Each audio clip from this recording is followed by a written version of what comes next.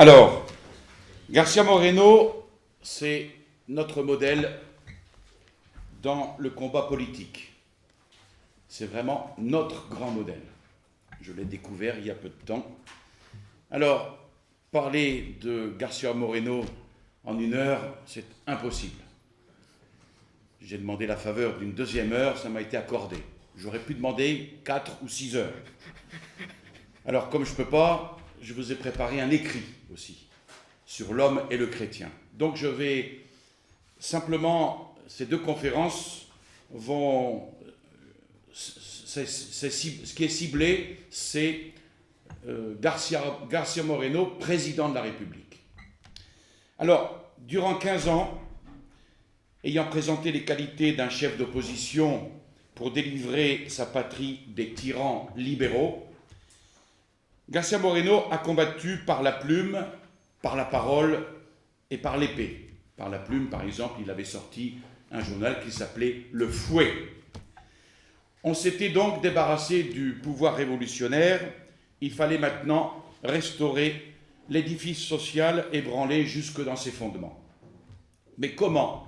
Dans ces républiques américaines, alors éprises de souveraineté du peuple et du parlementarisme moderne, comment un chef d'État, avec un peuple souverain et avec des chambres omnipotentes, Sénat et Chambre des députés, comment un chef d'État pouvait-il arracher son pays à l'odieuse marâtre de 1789 pour le prosterner aux pieds de sa vraie mère, qui est l'Église?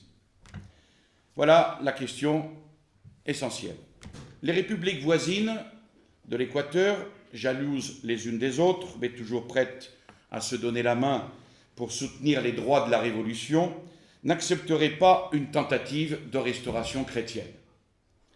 Et puis, à l'intérieur de l'Équateur, tous les partis infatués des idées modernes crieraient à la trahison. Les libéraux ne voyaient dans l'Église qu'une esclave asservie à l'État. Les radicaux francs-maçons ne voyaient qu'une ennemie à détruire.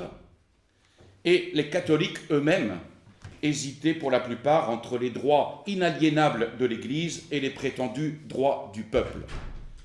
Donc García Moreno avait pu un instant réaliser l'union nationale avec des éléments disparates, mais excellentes pour gagner une bataille. Les coalitions présentent de graves inconvénients au lendemain de la victoire, où chacun demande sa part de butin, sinon le butin tout entier. On connaît cela, ce n'est pas d'hier. García Moreno craignait aussi l'opposition violente du parti vaincu, représenté par le général Urbina, Robles et Franco, qui laissait derrière lui des adhérents nombreux. Il n'était, lui, que simple chef du gouvernement provisoire à cette époque, dont le rôle consistait à faire élire la Convention nationale qui devait donner au pays une constitution et un président. Si donc, après avoir renversé les révolutionnaires, il aspirait à réformer les institutions, à lui d'obtenir par son influence personnelle une assemblée de représentants conservateurs et catholiques. Il faut savoir que sous la domination espagnole, l'Équateur était divisé en 3 districts ou départements: Quito, Cuenca et Guayaquil. Dès l'origine de la République, on statua que ces 3 districts nommeraient chacun 6 députés à la Convention. Or, Guayaquil, qui était un vrai nid de démocrates, trouvait moyen de faire échec à Quito, dont la population, composée en général de conservateurs, était 3 fois plus nombreuse. Et puis, la jalouse Cuenca s'unissait volontiers à Guayaquil pour faire pièce à la capitale. Donc, conclusion, vous voyez, les votes étaient toujours en faveur de la gauche. D'où cette anomalie d'un peuple catholique toujours représenté par les libéraux ou les radicaux. Donc, à l'instigation de García Moreno, le gouvernement résolut de baser le nombre de députés, non plus sur le nombre des districts, mais sur le chiffre de la population. Chaque fraction de 20 000 âmes aurait droit à un représentant au Congrès. ce qui portait évidemment un coup mortel à la suprématie révolutionnaire. L'élection sera directe au suffrage universel, tout citoyen de 21 ans sachant lire et écrire étant électeur. Alors, on peut trouver mauvais ce suffrage universel, comme disait un pape, suffrage universel, mensonge universel, mais dans des pays comme celui-là, réduits au régime parlementaire, le meilleur système électoral, c'est celui qui, vu les circonstances, produit une majorité de catholiques et d'honnêtes gens. Alors, aux élections, la victoire des conservateurs fut aussi complète que possible. Pour se venger de son échec, l'opposition démocratique eut recours à ses moyens ordinaires, c'est-à-dire la sédition et le poignard. Après les élections, donc quelques jours après, 3 individus malfamés avaient formé le projet d'assassiner García Moreno, de révolutionner les casernes et de proclamer Pedro Carbo, qui était un démocrate avancé et, à l'époque, gouverneur de Guayaquil, chef suprême. Le but, c'est d'assassiner García Moreno et de mettre Pedro Carbo, chef suprême. Alors, García Moreno échappa par miracle à l'attentat. Il a été appelé inopinément au dernier moment à Quito, le jour fixé par l'assassinat. Sur ces entrefaits, la convention s'ouvre où García Moreno va rencontrer des dissentiments plus inquiétants pour ses projets que les conspirations des irréconciliables. La majorité des députés, une quarantaine, se composait de jeunes gens dont la plupart avaient fait leur premier pas dans la politique durant la période insurrectionnelle qu'on venait de traverser. Catholiques plus ou moins pratiquants, mais presque tous libéraux, exaltés, arrivant au Congrès avec la tête farcie des idées américaines, séparation de l'Église et de l'État, système fédératif, etc. Après la séance d'ouverture qui eut lieu le 10 janvier 1861, García Moreno est nommé président intérimaire. Il gagne donc les élections. Président intérimaire. L'unanimité fit place à la discorde dès que vont s'ouvrir les débats sur la révision de la Constitution. García Moreno désirait ardemment doter l'Équateur d'une constitution catholique, qui était le seul moyen, de réaliser les réformes que ni le gouvernement ni les lois ne pouvaient obtenir par eux-mêmes. Mais il se borna, dans un premier temps, vu les difficultés, à écarter toute disposition de nature à paralyser l'action de l'Église. Oui, tout ça, on voit la vertu de prudence dans le gouvernement de García Moreno, c'est assez frappant. Le projet de constitution déclarait la religion catholique religion de l'État, à l'exclusion de tout autre. Dans les délibérations relatives au rapport Église-État, il réussit à briser certaines entraves qui gênaient plus ou moins l'action du clergé. Autre discussion à l'ordre du jour, l'Équateur conserverait-il sa forme unitaire? Ou se morcellerait-il en petits États indépendants reliés entre eux par un lien fédératif comme aux États-Unis? García Moreno s'opposa énergiquement à la division et, après des débats très orageux, la majorité se rallia au système unitaire. C'est d'une main parcimonieuse et comme à regret que les députés accordèrent au président les facultés nécessaires pour gouverner, même en temps de paix.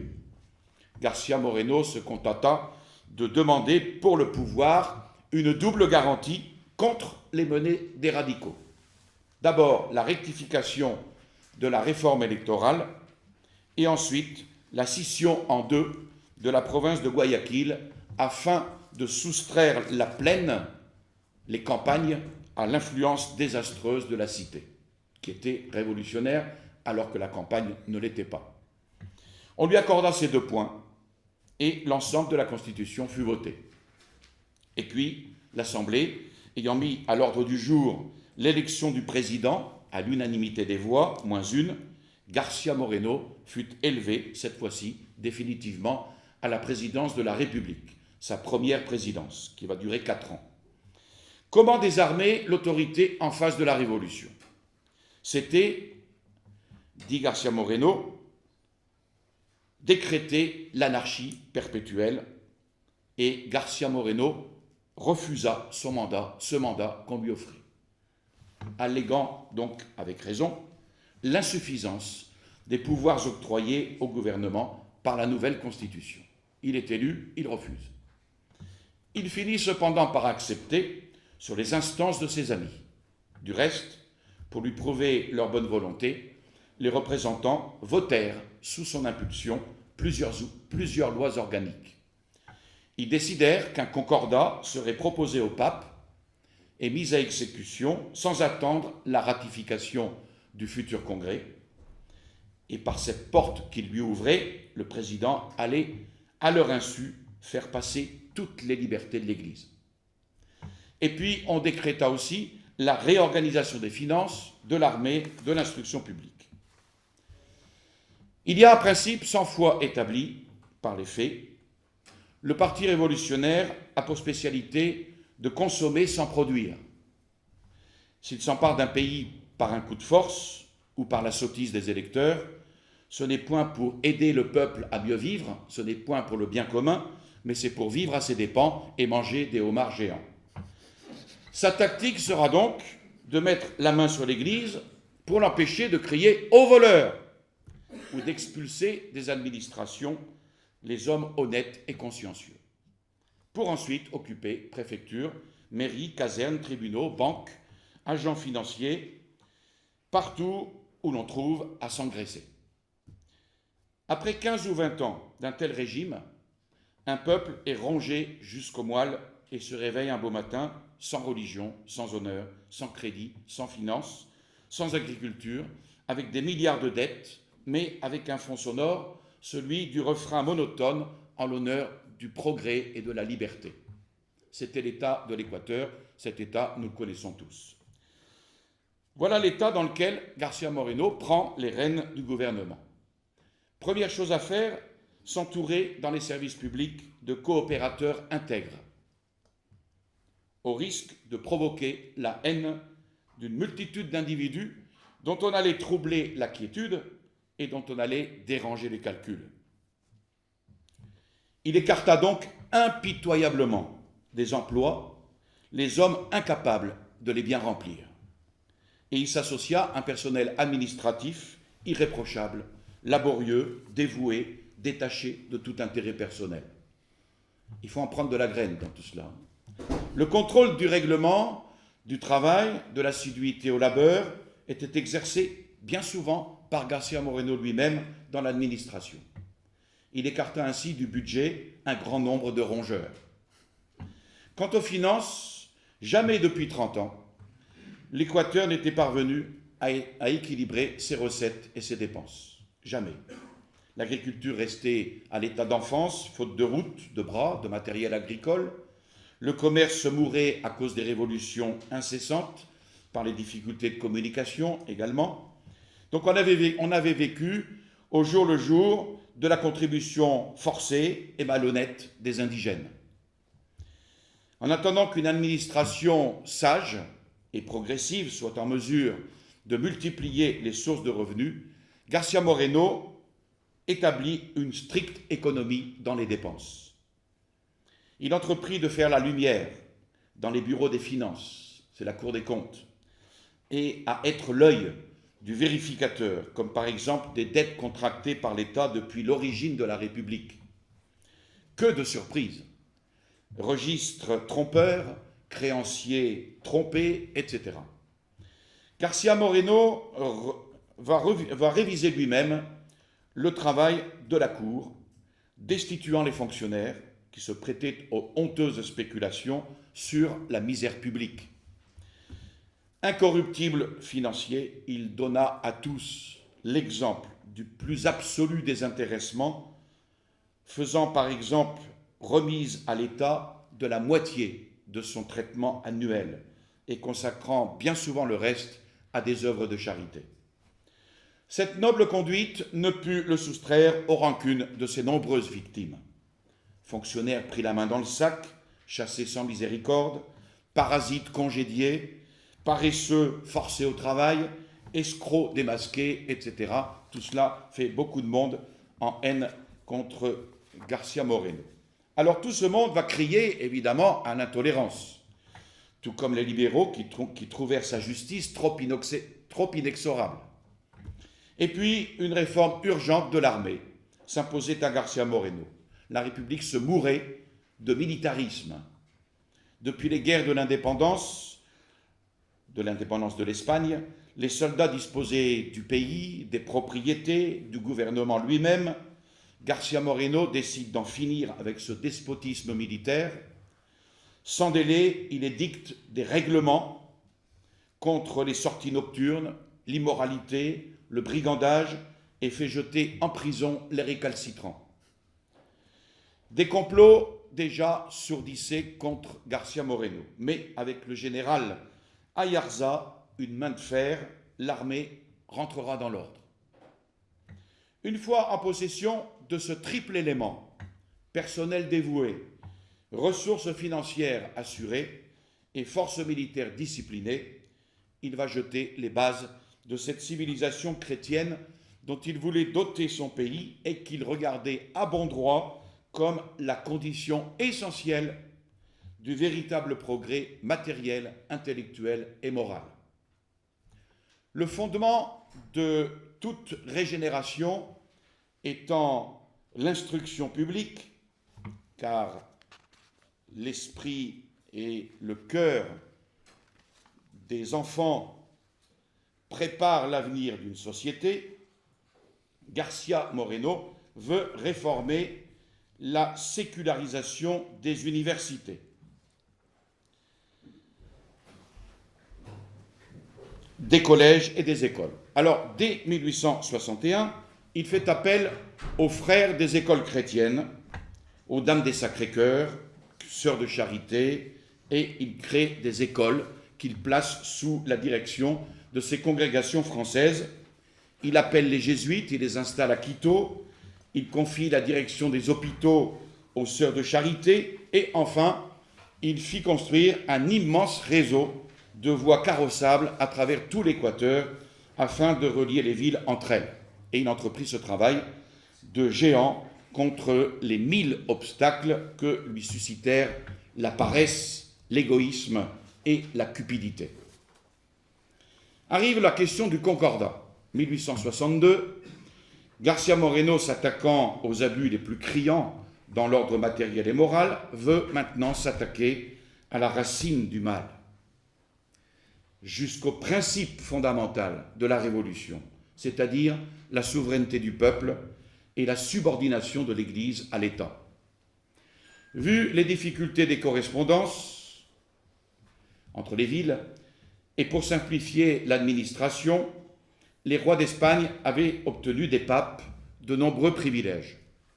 Mais peu à peu, le pouvoir du roi se substitua au pouvoir du pape et les lois de la couronne aux lois canoniques. De là, des abus, des conflits, mais les rois catholiques, quand même, désiraient sérieusement le bien du peuple, le bien de leur peuple. Les mœurs n'avaient pas trop à souffrir de cette situation, la foi, du reste, était encore sauve. Mais il en fut tout autrement lorsque la Révolution triomphante, après avoir dépossédé les monarques espagnols, se déclara héritière de tous leurs privilèges. Régnait alors une inféodation complète de l'Église à l'État. Au fond, un essai d'Église nationale avec une situation plus ou moins schismatique, désastreuse pour la discipline et pour les mœurs. García Moreno avait en horreur le dogme fondamental maçonnique de la suprématie de l'État sur l'Église. Et pour mettre un terme à cette situation, il va solliciter du Congrès l'autorisation de conclure un concordat avec le Saint-Siège. Voilà ce qu'il dit. Pour que l'influence religieuse s'exerce avec tous ses avantages dans la vie sociale, il faut que l'Église marche à côté du pouvoir civil. dans de véritables conditions d'indépendance. Au lieu de l'absorber ou de la contrarier, l'État doit se borner à la protéger d'une manière efficace et conforme à la justice. Son premier soin fut donc de chercher un négociateur bien intentionné. Et il choisit un prêtre dont il avait pu apprécier le désintéressement, les idées saines et les intentions droites, le père Ignacio Ordóñez. Alors archidiacre de Cuenca, García Moreno le nomme ministre plénipotentiaire de l'Équateur auprès du Saint-Siège, à l'effet de négocier le concordat projeté. Rassuré par Pie IX, parce que le père Ignacio Ordóñez hésitait, donc rassuré par Pie IX, le père finit par accepter cette charge que, dans un premier temps, il avait déclinée. García Moreno donnait au mandataire des instructions simples, qui sont tenues en compte dans les articles du Concordat, et après 6 mois de discussion, le projet de Concordat fut signé le 26 octobre 1862. Les principaux articles sont les suivants, il est important de les citer. Premier article, la religion catholique, apostolique et romaine est la religion d'État, à l'exclusion de tout autre culte ou de toute société condamnée par l'Église. Elle y sera conservée perpétuellement dans son intégrité, avec tous ses droits et prérogatives, conformément à l'ordre établi par Dieu et aux prescriptions canoniques. Deuxième article, l'instruction à tous les degrés se modèlera sur les principes de l'Église catholique. Les évêques auront seuls le droit de désigner les livres dont on fera usage pour l'enseignement des sciences ecclésiastiques et celles qui intéressent la foi ou les mœurs, et exerceront avec pleine liberté le droit qui leur appartient de proscrire les livres contraires à la religion et à la morale. Le gouvernement prendra toutes les mesures nécessaires pour empêcher l'introduction de pareils livres dans la République. Et investis par Dieu du droit de veiller sur la doctrine et les bonnes mœurs, ils en auront la haute inspection sur l'université, les collèges, les écoles primaires, et ils jouiront d'une pleine liberté dans l'administration de leur diocèse. Troisième article, l'Église exercera sans entrave son droit de posséder et d'administrer des biens. Le fort ecclésiastique sera rétabli dans son intégrité, c'est-à-dire que les causes des clercs sont dévolues à l'autorité ecclésiastique sans qu'on puisse en appeler aux tribunaux séculiers.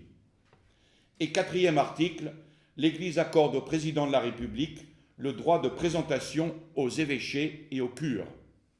Les évêques désigneront au président 3 candidats, parmi lesquels il devra faire son choix dans un délai de 3 mois. Et passé ce délai, la nomination appartiendra au Saint-Siège. Voilà. Donc l'Église de l'Équateur ressuscitée. D'où les cris de rage des suppôts de la Révolution. Pie IX félicitait García Moreno, je cite, de sa piété profonde envers le Saint-Siège, de son zèle ardent pour les intérêts de l'Église. García Moreno célébrait ce concordat destiné, disait-il, destiné par notre union plus étroite au centre de l'unité, à devenir la pierre angulaire de notre félicité sociale. Mais il restait une question sur laquelle l'entente n'avait pu s'établir. La question de la réforme du clergé. Vous allez me dire, mais de quoi il se mêle? Vous allez bien comprendre. D'un côté, García Moreno voulait disposer de moyens de coercition assez énergiques pour faire rentrer les délinquants, parce que ça existe aussi dans le clergé, des délinquants dans le devoir. Et à l'égard des religieux prévaricateurs, il n'admettrait d'autres alternatives que la réforme ou la sécularisation. De l'autre, Pie IX voulait bien une réforme, mais avec un peu plus de douceur et de persuasion que García Moreno. Alors García Moreno admirait évidemment la longanimité du pape, mais il crut, et non sans raison, que des hommes déshabitués de toute règle religieuse ne se remettraient jamais bénévolement aux observances rigides de la vie religieuse. et d'autre part qu'on ne pouvait attendre de la persuasion seul ce miracle de transformation. Si donc on n'opérait pas cette réforme avec énergie, le Concordat resterait lettre morte et ne tiendrait pas 2 mois devant l'opposition des libres penseurs. Pour lui, le Concordat et la réforme du clergé étaient essentiellement liés ensemble. Et les scrupules légitimes de Pie IX disparurent devant la consciencieuse énergie de l'inflexible président. Et donc, 1 mois après, le 22 avril 1863, tout obstacle levé, le Concordat fut solennellement promulgué. Il y eut le chant du Te Deum, on arbora les 2 drapeaux de l'Équateur et du Vatican comme symbole de cette union désormais existante entre l'Église et l'État. L'infâme, c'est-à-dire le révolutionnaire, était écrasé. Et par cet acte de politique chrétienne,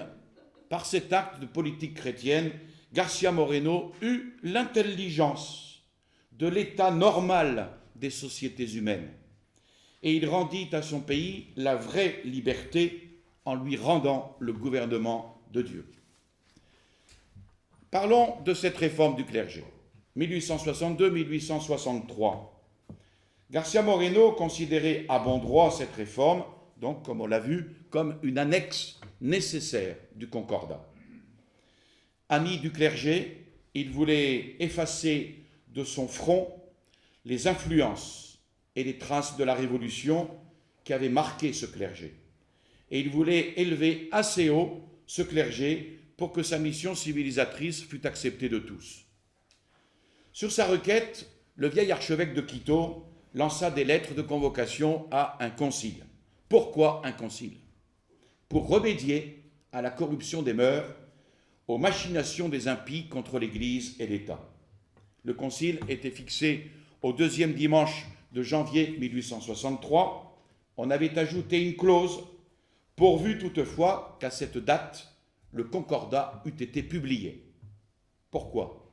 Parce que la loi du patronat restait en vigueur jusqu'à la promulgation du Concordat. Les évêques ne pouvaient à cette époque se réunir sans l'autorisation du gouvernement. García Moreno recommanda à l'archevêque de passer outre cette autorisation, car c'était pour lui reconnaître par un acte public une loi schismatique. Et ainsi s'ouvrit le concile. Ce qui devait se passer se passa. Le procureur fiscal, après la première séance du concile, traduisit les évêques devant la haute cour de justice pour violation de la loi du patronat. García Moreno, l'ayant mandé à la barre, lui tint ce langage, je cite, « Vous avez dressé un acte d'accusation contre les évêques et encouru par ce fait, vous, catholiques, une double excommunication. D'abord pour avoir violé les libertés de l'Église et ensuite pour avoir traduit les ministres de l'Église, les ministres de Dieu, devant un tribunal civil. Mais là ne s'arrête pas votre responsabilité. Vous voulez condamner les évêques à l'exil pour avoir violé une loi schismatique.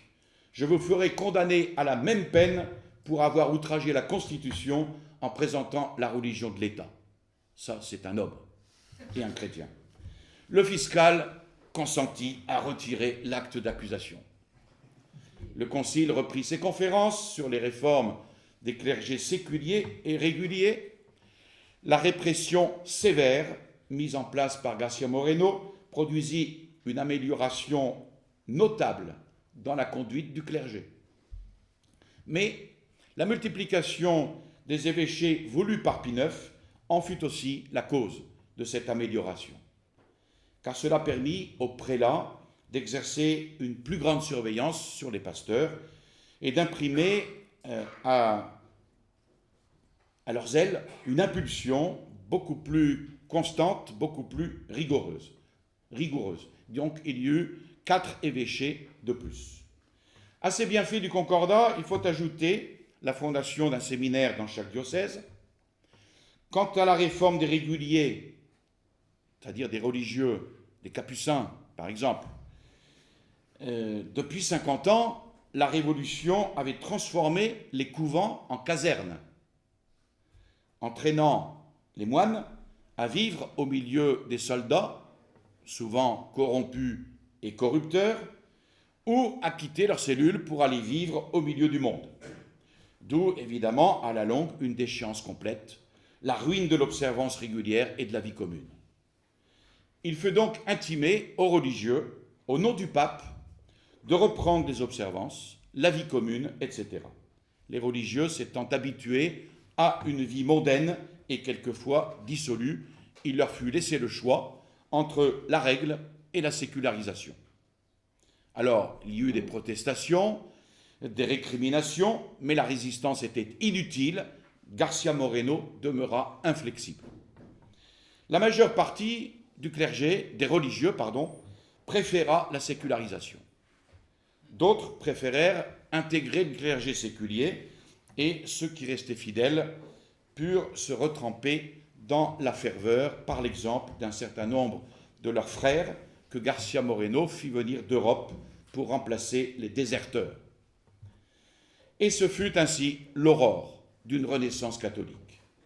Saluée par tous les chrétiens de vieille roche et maudite par les défroqués et leurs amis, les indifférents, les libéraux entonnant leur sempiternelle ritournelle sur les empiétements de la cour de Rome, et les radicaux, bien sûr, comprenant et le déclarant que l'œuvre de la Révolution était compromise avec l'application du Concordat. García Moreno laissa dire et continua son œuvre sans reculer d'un pouce. Arrive la violente réaction, 1863.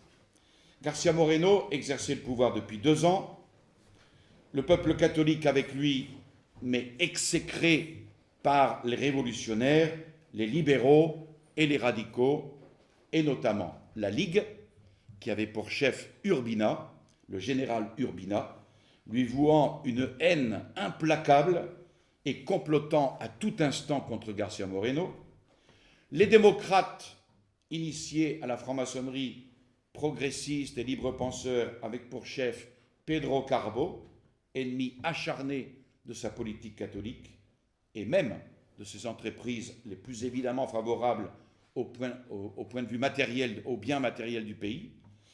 Et enfin, le pamphlétaire Pedro Moncayo, ardent missionnaire de l'insurrection contre García Moreno.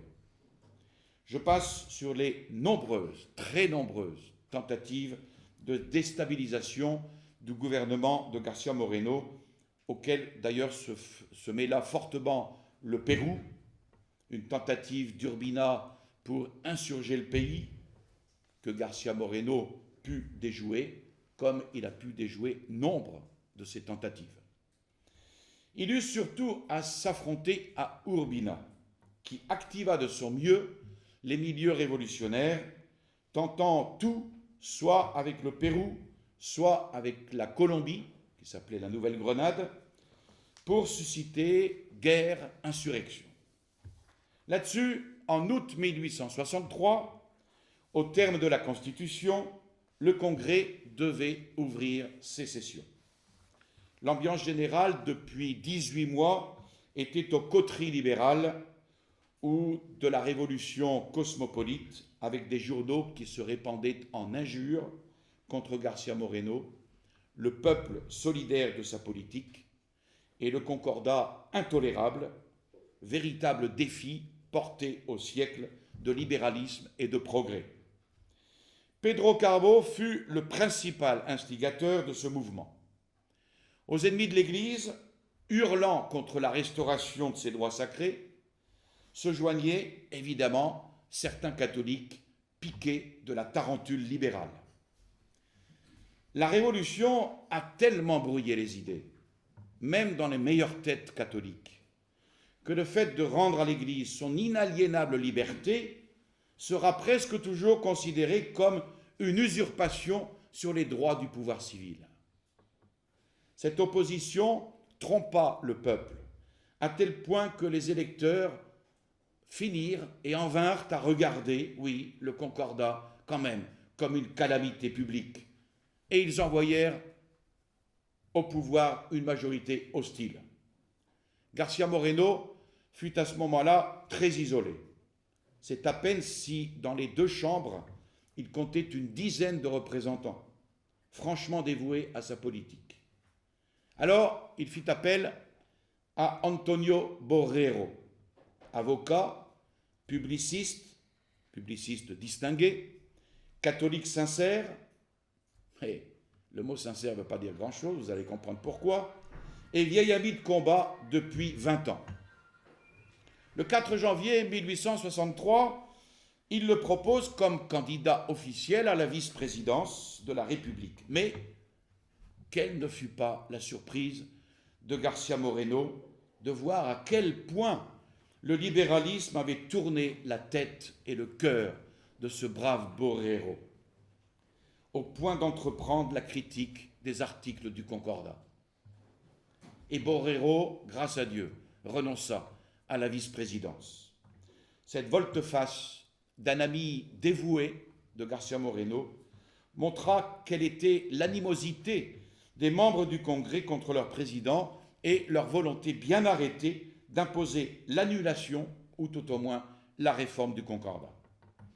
Et c'est à ce moment-là que García Moreno, décidé à lutter, résolut de donner sa démission, plutôt que de laisser entamer un concordat, un traité qu'il regardait à bon droit comme le salut du pays. Son message aux deux chambres eut un caractère d'ultimatum. Il rendit compte de sa gestion avec franchise. Et voilà ce qu'il dit. À quoi serviraient les progrès matériels ou scientifiques si la moralité publique, âme et vie de la société, tombe dans une décadence irrémédiable? L'absence de moralité, poursuit-il, c'est partout la ruine, mais spécialement dans un État républicain où la fragilité des institutions, l'instabilité du gouvernement et la fréquence des révolutions mettent à chaque instant la société sans défense à la merci des passions sans frein. Or, comment réformer la moralité d'un peuple si au moins une partie notable des membres du clergé oublie sa mission évangélique, etc. Je regrette de ne pas pouvoir citer tout. Et il termine son message par un ultimatum. Il quittera immédiatement le pouvoir si la majorité du Congrès retire son appui et censure les actes de son administration. Le message fut accueilli assez froidement. Mosquera, qui était le président de la République de Colombie, à ce moment précis, profitant du conflit, rendit la guerre inévitable, ce qui fut providentiel, parce que la question de la démission passa à côté. Mosquera, président de Colombie, soutenu par les révolutionnaires, rêvait d'englober sous le nom d'États-Unis la Colombie, le Venezuela et l'Équateur, qui, sous Bolivar, au moment de l'indépendance de l'Espagne, avait formé ce qu'on appelait la Grande Colombie. Alors, il faut dire que derrière tout cela, il y avait encore le fameux Urbina, qui était sous cette manœuvre. Donc, entre Mosquera et le Congrès, García Moreno se trouvait dans un embarras extrême. Il ne pouvait ni démissionner sans trahison en face d'un envahisseur, ni combattre l'envahisseur sans sacrifier le Concordat aux exigences du Congrès. Et pour en finir avec les débats insensés et tourner contre Mosquera toutes les forces vives de la nation, il réunit les chefs de l'opposition, il expose ses anxiétés et il finit par leur dire qu'il considérait toujours le Concordat comme inviolable, mais qu'il ne pouvait empêcher le Congrès d'en lacérer les articles. Le Congrès fit sa révision du Concordat, la fit passer au président pour la faire sanctionner et l'intimer au Saint-Siège.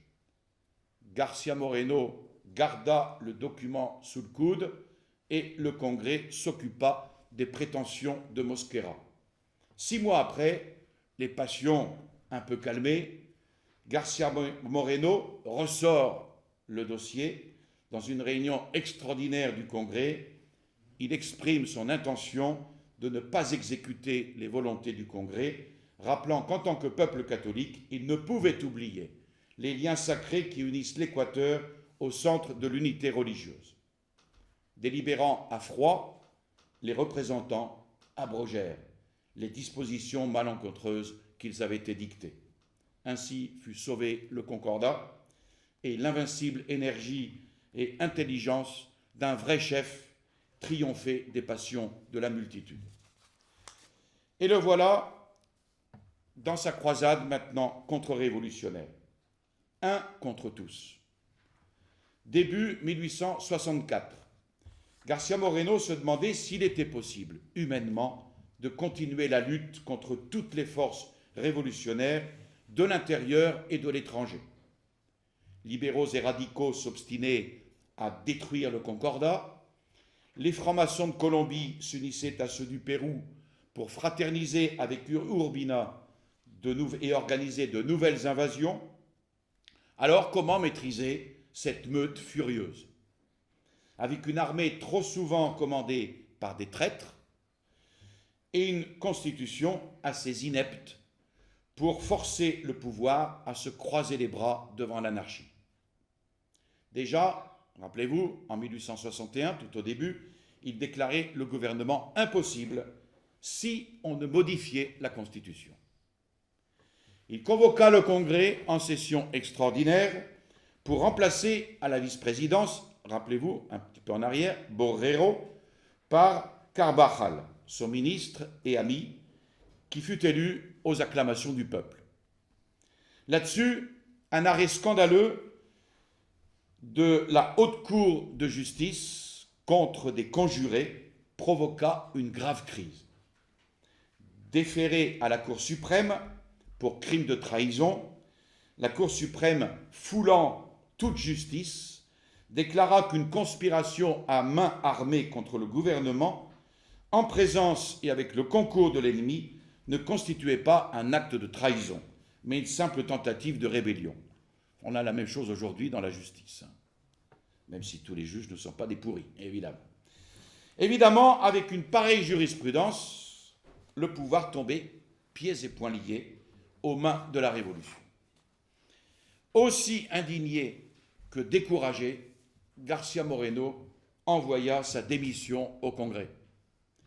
Et les termes utilisés dans sa démission au président de l'Assemblée produisirent une telle émotion que le Congrès refusa d'accepter cette démission. Le dénouement inattendu de cette longue lutte avec les pouvoirs publics exaspéra le pouvoir révolutionnaire, à qui il ne restait plus pour le président que le poignard du sicaire. Le Parti révolutionnaire combina donc un plan d'action qui devait mettre en mouvement toutes les forces sous la direction du général Maldonado, depuis longtemps ennemi personnel de García Moreno. Le complot ourdi, les rôles distribués, il ne restait plus qu'à préparer le peuple, notamment par la presse. Là aussi, on connaît. Mais tout est comme ça dans la vie de García Moreno, un tas d'événements providentiels. Surgit un conflit à ce moment-là entre le Pérou et l'Espagne. On réclamait rien moins qu'une confédération des États d'Amérique contre l'Espagne. Et cette proposition reçut bien sûr l'appui des libéraux, qui sont toujours là en première ligne quand il faut faire la guerre, et des radicaux. Mais García Moreno observa une stricte neutralité. Évidemment, la presse du Parti révolutionnaire ne manqua pas d'interpréter cette attitude comme une insulte au Pérou et surtout un abandon des droits de l'Amérique. On stigmatisait de tous côtés cette politique d'abstention et alors, pour les conjurés, c'était l'heure d'exécuter le complot contre l'Équateur et son chef. Tout était prêt, avec Maldonado encore une fois. Mais toutes les précautions sont inutiles quand Dieu n'est pas du complot. Un conjuré, pris de remords, quelques heures avant la prise d'une caserne qui sonnait le début de la rébellion, pris de remords, il alla révéler au président de la République les détails de la conspiration.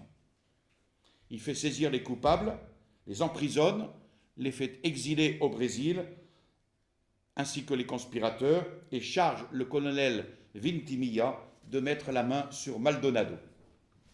Donc García Moreno comprend que la révolution a juré sa mort et qu'elle ne désarmera pas. De partout, l'Équateur était assailli par de vraies bandes infernales avec des mouvements insurrectionnels. Maldonado fut découvert, arrêté à Guayaquil. García Moreno décréta qu'il serait fusillé le 30 août, ce qui fut fait. García Moreno lança alors au pays une proclamation: Équatoriens, dans cette épouvantable crise, le gouvernement doit opter entre deux partis extrêmes. Laissez l'ordre public, vos intérêts les plus chers, vos lois, votre constitution sombrer dans l'anarchie, ou prendre sur lui la grave responsabilité de moyens sévères mais justes. S'il faut sacrifier ma vie pour obtenir la paix au moyen du plomb vengeur contre les corrompus, je l'immolerai de bon cœur à votre repos et à votre félicité. Au congrès de 1865, il justifie sa conduite. Placé dans l'alternative, ou de livrer ma patrie aux mains d'insignes malfaiteurs, ou de la sauver en les exterminant sur l'échafaud, je ne pouvais ni devais hésiter. Cette invincible fermeté, qui l'empêche toujours d'immoler la justice à la pitié, lui donna de triompher de la Colombie et du Pérou, auxiliaire d'Urbina. Donc pour García Moreno, l'indépendance, oui, vie d'un peuple et premier de ses biens, mais en combattant les ennemis de l'indépendance, qui sont la licence, la démagogie, l'anarchie. L'union, oui, garantie de la paix, condition de la force, mais en respectant le droit et la justice à l'égard de tous les peuples. Et la liberté, oui, pour tout homme sincère, ce n'est point un cri de guerre et d'extermination, mais un moyen de progrès quand toutefois la moralité règne dans le peuple, la justice dans les lois et la probité dans le gouvernement. L'ami véritable de la liberté, dit-il, c'est l'homme qui se consacre à moraliser le pays, à corriger les injustices sociales, à unir les gens de bien pour travailler sans relâche à la prospérité publique. Ainsi se terminait, début 1865, une lutte de 4 ans par un seul homme contre les révolutionnaires de son pays. 2 armées étrangères pour les appuyer et l'Amérique tout entière pour les acclamer. Le Concordat était implanté, les réformes sociales en voie d'exécution, malgré opposition, trahison, invasion, ruse et fureur. En cherchant Dieu et la justice, García Moreno avait prévalu contre tous. Il ne restait à la Révolution que de déplacer, à l'expiration de ce mandat présidentiel de 4 ans, le colosse qu'elle n'avait pu renverser. Là-dessus, l'année 1865 était l'année donc fatidique de l'élection présidentielle, puisque l'égalité républicaine ne confiait le pouvoir que pour 4 ans, sans faculté de réélection. García Moreno ne consentit pas de toute façon à une nouvelle élection, en raison, encore une fois, de la Constitution de 1861, qui était la cause de tous les désordres. Il se repentit d'ailleurs même d'avoir toujours accepté le pouvoir ainsi amoindri par cette Constitution. Il voulait maintenant travailler à se donner un successeur assez catholique pour comprendre l'œuvre de régénération inaugurée par le Concordat et assez énergique pour empêcher la révolution de la ruiner. Et il propose pour cela José María Caamano, qui sera président de la République, en fait, quand García Moreno sera assassiné. Pendant 4 ans, pendant 6 ans, on aura de nouveau la Révolution, et celui qui viendra après, ça sera justement Caamano. Donc, il propose José María Caamano, catholique pratiquant sans respect humain, mais un malentendu vint contrarier les desseins du président, dont Caamano d'ailleurs se rétracta plus tard, et donc il choisit un autre, Jerónimo Carrión, de Cuenca. Contre lui, il avait Pedro Carbo, dont on a parlé, un radical, et Gómez de la Torre du Parti libéral. En ce qui concerne Pedro Carbo, García Moreno disait de lui « Vous voyez devant lui une nullité en 2 tomes ». Retenez l'expression. Mais comme l'écrit le père Berthe, que de nullités encombrantes aspirent à gouverner le monde, grâce à l'ineffable bêtise du suffrage universel. Bref, l'élection eut lieu le 15 mai 1865, et Carrión l'emporta haut la main. Désespoir de l'opposition libérale et démocrate et radicale, tout ça c'est la même chose, qui craignait que Carrión adopterait la politique de García Moreno, à juste titre, et que l'on risquait de voir après lui García Moreno reprendre les rênes. À cette seule pensée, les anarchistes voulurent jouer leur va-tout et tenter un effort suprême pour s'emparer du pays. García Moreno, apprenant qu'Urbina, avec une flottille bien armée, menaçait la côte et le port de Guayaquil, il déclara l'armée en campagne et, dans la rade de Jambelli, García Moreno commanda le feu, obtint un succès, une victoire éclatante, prenant possession de toute la flotte d'Urbina. Le retour de García Moreno à Quito fut un triomphe. Il adressa au peuple ses chaleureux remerciements, mais toutes les classes de la société également exprimèrent à García Moreno leurs remerciements. Les enfants, qui lui devaient une instruction vraiment religieuse, les humbles habitants des campagnes, les habitants des cités, les malheureux, les soldats, etc. Les citoyens auraient voulu pour lui une récompense officielle, la nomination de García Moreno par le Congrès comme général en chef de l'armée, qui n'eut lieu que beaucoup plus tard. L'Équateur offrait au monde un spectacle unique dans son espèce.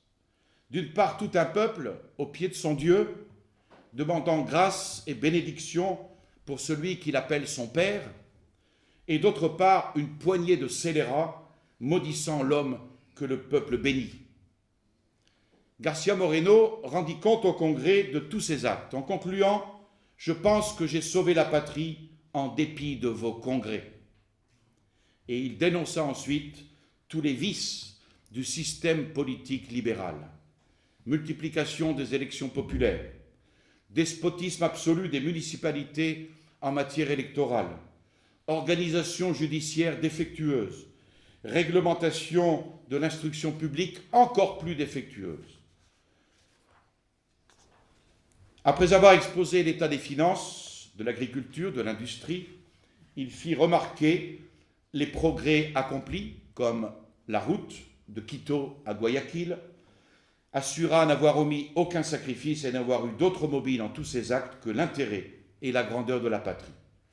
Ce message fit très grande impression et le Congrès eut comme réponse « Nous déclarons que le chef d'État a bien mérité de la patrie ». Enfin, la Constitution, interdisant au président sortant de sortir du territoire avant 1 an, sans autorisation du Congrès, García Moreno, qui voulait avoir les coups des franches, demanda cette autorisation. Grand émoi du public qui répandit des imprimés dans toute la capitale. Autoriser l'ex-président à quitter l'Équateur, ce serait permettre aux anarchistes d'y rentrer. La majorité, d'accord avec le peuple, avec le vœu populaire, vota l'internement de l'homme nécessaire, entre guillemets, après de longs débats. Carrión débuta sa carrière présidentielle par un discours au Congrès contre la Révolution. Il voulait élever ce qu'il appelle un rempart inexpugnable contre les principes révolutionnaires, source de tous les malheurs. Mais pour appliquer ce programme, il a manqué à Carrión une volonté ferme, manquant de décision quand il s'agissait de prendre les moyens pour arriver au but. Entouré d'hommes de nuances libérales, Carrión gouverna d'une manière directement opposée à son programme. À cheval sur le juste milieu, tant vanté par les politiques modernes, on le vit faire des efforts inouïs pour n'incliner ni à droite ni à gauche, tenir l'équilibre et jouer à l'équilibriste entre les bons et les méchants, et finalement se casser la figure. Jeu de bascule où les plus célèbres acrobates ont toujours fini par se casser le cou. Naviguant donc entre les conservateurs qui voulaient García Moreno à la tête de l'armée et les révolutionnaires qui demandaient sa mort, le gouvernement prit un moyen terme en l'éloignant de l'Équateur, comme envoyé extraordinaire et ministre plénipotentiaire au Chili afin de contracter avec ce pays un traité de commerce et de navigation, comme si cet homme n'avait pas autre chose à faire. Les loges décidèrent qu'il ne reviendrait pas du Chili. De fait, en descendant du train à Lima, un certain Viteri, parent d'Urbina, encore lui tira 2 coups de revolver à la tête. Son chapeau fut troué, mais pas la tête. Son chapeau fut troué, il tomba, le chapeau. García Moreno s'élança, pistolet au poing, parce qu'il portait un pistolet au poing sur Viteri, ce qui fit dévier la 3e balle, et la 4e lui perça la main. De retour en Équateur, après sa mission au Chili, García Moreno constate comment les principes anarchistes pervertissaient les esprits, et il vit avec douleur la suspension de l'exécution du Concordat. On avait un gouvernement sans boussole dans la lutte électorale qui précéda le congrès de 67. Les révolutionnaires opposèrent aux modérés de l'école gouvernementale leurs candidats les plus compromis. Par contre, les conservateurs de Quito choisirent García Moreno pour les représenter au Sénat. Surprise. La Chambre des députés resta en majorité libérale. Mais le Sénat fut envahi par les fortes têtes du radicalisme. Et en dépit d'une opposition forcenée, le nom de García Moreno sortit triomphant des urnes avec ceux des sectaires urbinistes qui exultaient parce que arrivant au pouvoir. La présence de García Moreno au milieu de ces anarchistes et révolutionnaires gênait tous les plans des urbinistes, qui résolurent d'invalider son élection. Et l'exclusion de García Moreno fut prononcée. Le Sénat, aux mains des urbinistes, mit alors Carrión en accusation pour délit d'illégalité. Bustamante, Premier ministre, vice-président, décréta la dissolution du Congrès.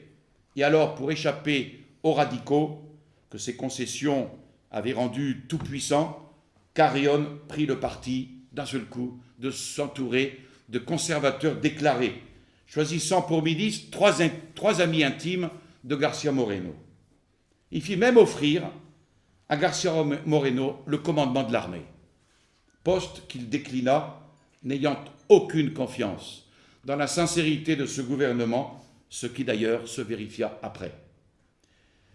Et tout se termina par un vote solennel de censure que le Congrès, un vote de censure du Congrès décerné à Carrión, un véritable brevet d'incapacité qui le forçait à donner sa démission. Les radicaux arrivaient au pouvoir, les conservateurs coururent vers García Moreno comme au sauveur que Dieu leur envoie. Ils le supplièrent d'opérer un coup d'État, ce qu'il ne voulut point, mais il résolut de barrer le chemin à la révolution en déjouant le plan des sénateurs radicaux. Le président Carrión quitterait le pouvoir, serait remplacé par le vice-président Arteta, qui procéderait immédiatement à l'élection du nouveau chef de l'État. On porterait à la présidence Javier Espinosa, estimé de tous pour son amour de la justice et excellent catholique. Et cette combinaison goûtée du public et des chambres rallia si bien conservateurs et libéraux que les urbinistes perdirent toute influence. García Moreno était chargé de l'exécution du programme qui se déroula exactement comme prévu. Un mois après, la crise était terminée. Les radicaux n'osèrent même pas opposer de concurrent à Espinosa et le gouvernement était installé pour 18 mois, c'est-à-dire jusqu'à l'achèvement de la période constitutionnelle. Grâce, c'est le mot de la fin de cette première conférence, grâce à son énergie qui jamais ne voulut pactiser avec les principes ou les hommes de la Révolution, García Moreno évitait une guerre civile. Merci.